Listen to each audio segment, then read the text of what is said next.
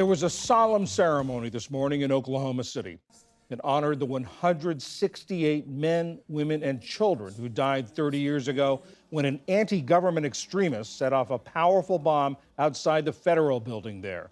It's still the deadliest act of homegrown terrorism in U.S. history. In the keynote address, former President Bill Clinton reflected on the indelible mark the tragedy left on the city. I know you still miss the people you lost, but by continuing to love them and honor them and working to rebuild your own lives and the lives of this community, you've gone a long way to redeem the lives they were not able to live. A single photograph captured the horror of that day. A firefighter cradling the lifeless body of a small child. It appeared on front pages and magazine covers around the country. The firefighter in that photo is Chris Fields. He's now retired after more than 31 years on the Oklahoma City Fire Department. Chris, thanks for being with us. And if the memories aren't too painful, I'd like you to take us back to that day 30 years ago. You were in the firehouse, as I understand it. You felt the concussion of the explosion, and you headed to the scene. You didn't wait for a dispatcher to send you. You guys headed out on your own. As you neared the building, what did you see and what was going through your head when you saw it? My station was 17 blocks to the north. And as we were getting closer, I remember reporting on the radio that we were still 11 or 12 blocks away, and storefront windows were blown out and people were kind of walking out in a daze, no injuries. And then as we approached the building, it was just like a scene from like a horror movie. All these people running towards you, running away from the building, and a lot of glass injuries, flying debris injuries, and things like that. And how was it that you were carrying Bailey, the one-year-old girl you're carrying in the photograph? How did that happen? We had been assigned to go to the south side of the building to catch up with some other crews and start doing some search and rescue operations. And a police officer said he had a critical infant. And I just put my arms out and said, "Here, I'll take her." And the first thing I did was check her for any signs of life. I cleared some concrete dust out of her throat. She had some other injuries, but I didn't find any signs of life. And I went across the street to an ambulance, and I told the paramedic, "I have a critical infant, and I'm waiting for him to get a blanket out of the ambulance to put her on the ground," because the ambulance was full. And, the next day, seeing the photo, finding out that's when the photo was taken, when I was standing there waiting for the paramedic to get a blanket. Looking at that photo, the way you're cradling her, the way you're looking at her, it's like you're carrying your own child. Do you remember what was going through your head at the time? Yes, sir. Once I saw the photo, I knew exactly where I was standing and what I was doing and thinking. My oldest son, who's 32 now, he was 2 at the time. So I knew they were close in age, and most people know Bailey had turned 1-year-old the day before on April 18th. I was just thinking that, somebody's world is going to be turned upside down today.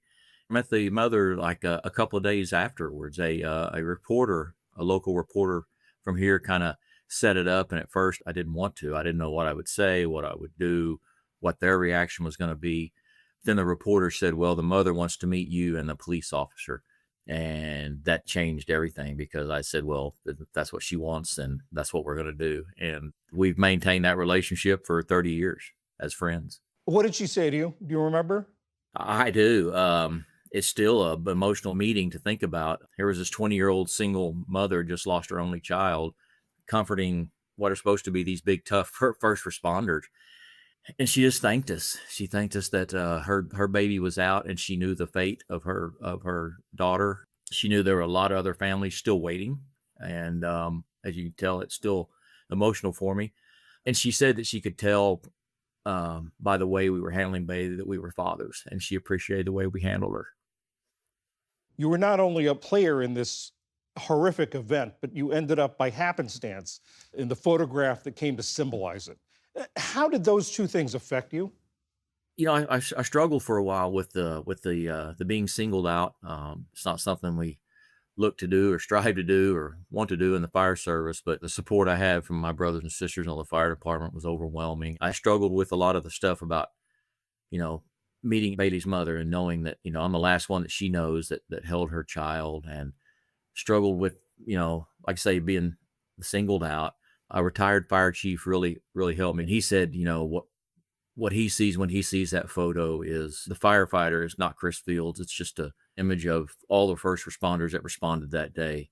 And he doesn't see Bailey Almond. He sees her representing all the innocence that was lost that day. You talked about the support you got from your brothers and sisters in the fire department. You're sort of paying it forward now, aren't you? You're working with first responders now. Tell us about that work. Years after the bombing, through the bombing experience and other things through my career, things kind of spiraled out of control in my life, my personal life. Diagnosed with PTSD, anxiety, depression, suicidal ideation, I checked all the boxes, and it was surely showing in my personal life. But through people reaching out to help me and me finally realizing I wasn't alone, I wasn't the only one feeling that way, I reached out, got the help I needed.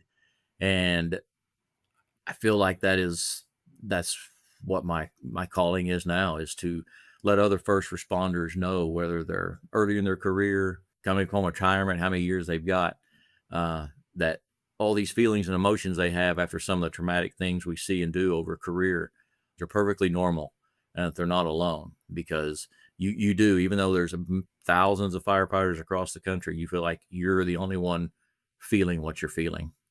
Chris Fields, thanks so much for sharing your memories with us of that difficult day. Thank you very much. Thank you so much for having me.